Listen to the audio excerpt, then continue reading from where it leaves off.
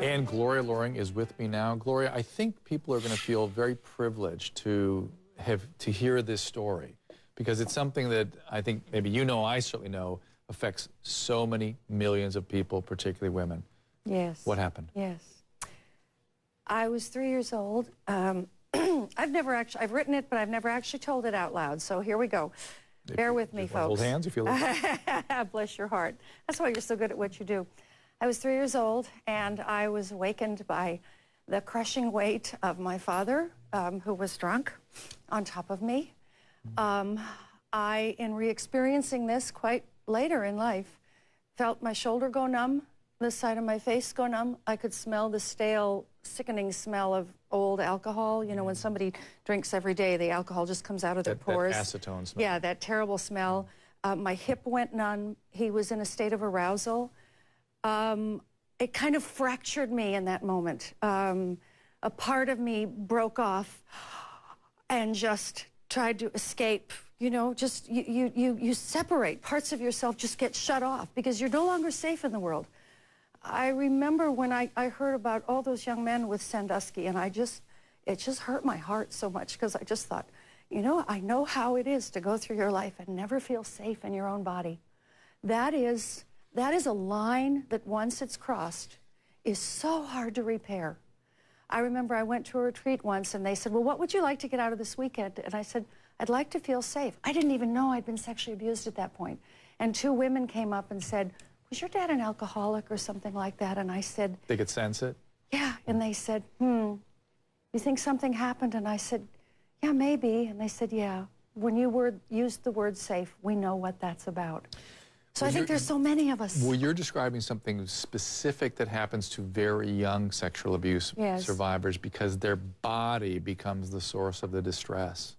And so the body becomes dangerous and painful. And a lot of people with chronic pain have experienced this, because the body then is disconnected from yourself, from your brain.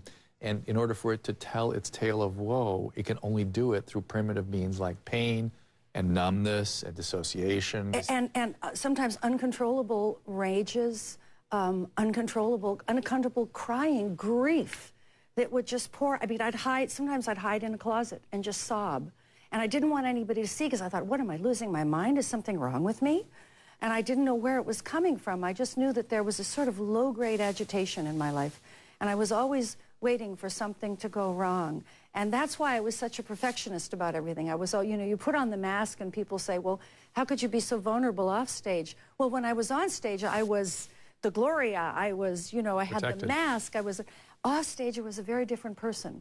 And it's that discovering how you can bring yourself back into your wholeness that is a long process. It doesn't happen overnight. It's rewiring your brain. Yeah. It's bringing, you say it's shattered. That's literally biological what happens, and you have to rewire it all back together again. That's what it felt like in that moment, as if parts of me just flung off into the universe, and I was left like unconscious in some ways. The other thing that happens is kids that go through that become good victims later. Was there other victimization, or did you repeat the traumas in any way? Now that I look back, you know, from the standpoint of being a mom, etc., I see how if I had had a young girl, I would, oh my God, the situations I put myself into. Fortunately, most of the time I escaped, but I would go places with men or people I didn't know. One time it turned out not very well.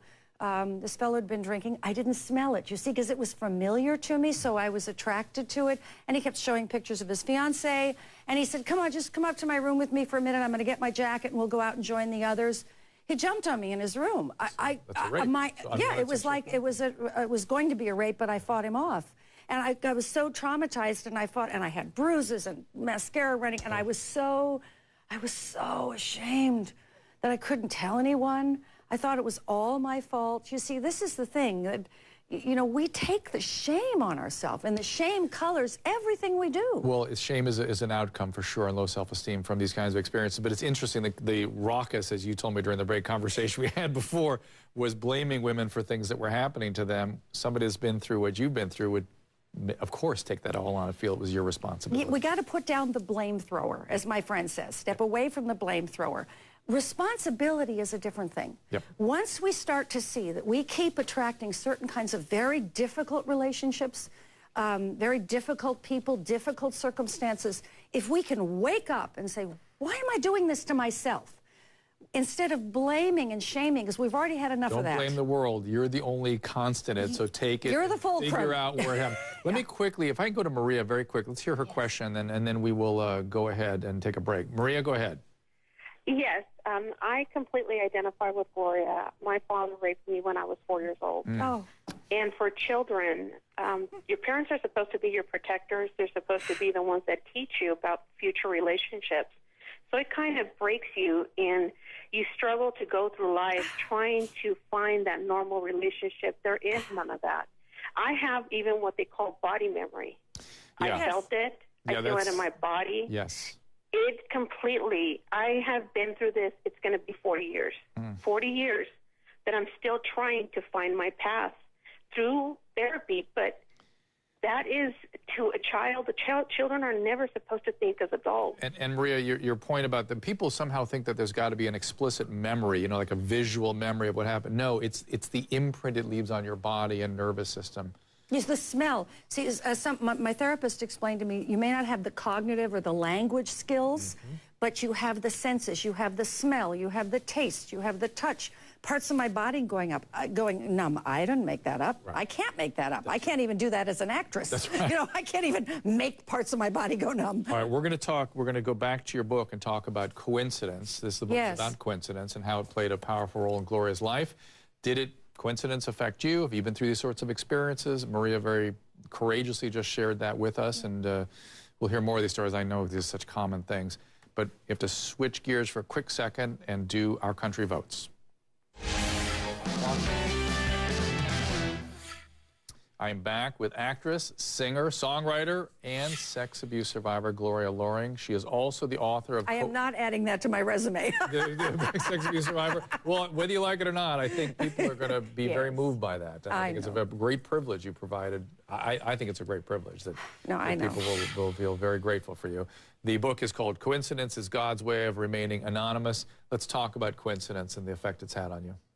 Well, that's a quote by Albert Einstein.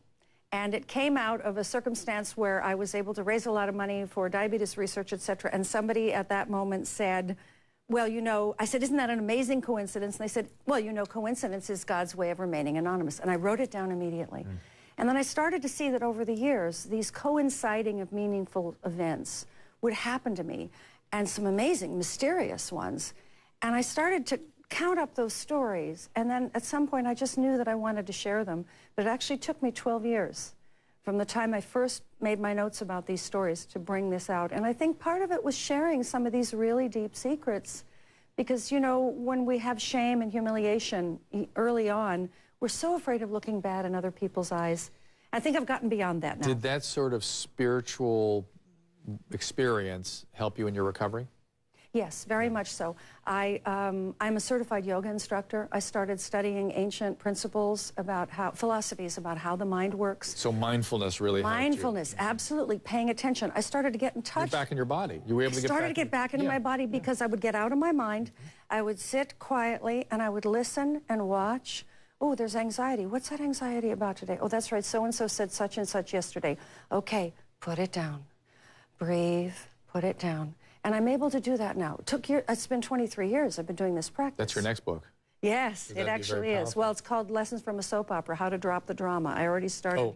And it's literally, you take it, and it's like like a basketball player putting the basketball on the side. You just take it and you say, put it down. And you might have to do that 47 times. Yeah. You just keep putting it down. But you have to practice. You will play the way you practice. Take a quick call from Helene in California. Helene? Hi, Helene. Hi, Dr. Drew. How are you? We're good. What's going on there? Hi, Gloria. Hi. Hi. Hey, I just wanted to say I also am a sexual abuse victim from my father. Oh. And I wanted to say how courageous it is for you to come on the TV and tell your story, because it is such a secret that society is not comfortable with talking about. Helene, does it help you feel less shame and more esteem that somebody like this steps up and talks about this so publicly and openly? And by the way, with great recovery and ease? I think that her being so public and candid about it forces people to discuss something they're not comfortable about discussing. And if you don't talk about it, you can't heal from it.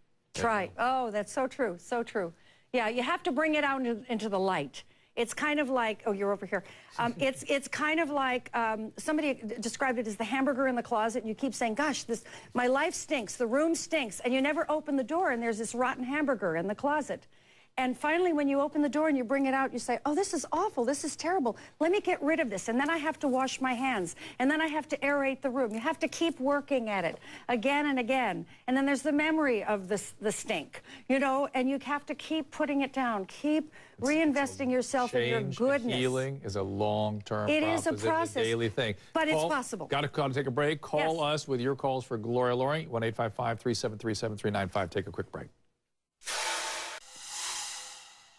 All right, I'm here with Gloria Loring. We're having a very interesting conversation. You are clutching something that is important to the first chapter of this book. Right? I know. We had such great calls.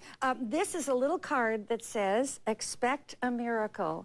And this is the card. It's all dirty because it was in the bottom of my carry bag that foreshadowed my raising $1 million for diabetes research after I promised my son, Brennan, who was 4.5 at the time, that I would do something to help end his diabetes. Wow. And it's a great story. It's in there, but that's where... So let me just paraphrase it. Your faith showed up in him being served with raising all this money for him. Yes. Yes. My commitment to him. I'm going to do something for you. Laura, I could talk to you all day, running out of time. Quickly, Laura in Connecticut, like in 20 seconds, can you deliver us a comment there, Laura? Laura? Yes. Hi, Dr. Drew and Gloria. I'd like to know if you have confronted your father. And, so I'm going to hold you, Laura. We got just a limited time. Did you address no, my father has gone. I did not. I talked it over with my therapist, and he said that you probably won't get the apology or the completion that you need, but you can heal this for yourself. And I really have. And I wrote a song called A Song of My Father, in which I forgive him, and I say, and because of all that we've been through, I do love you. I have to give him the same forgiveness I would like for myself for the mistakes I've made in my life. Thank you so much. Very courageous. Appreciate having you. The book is Coincidence is God's Way of Remaining Anonymous.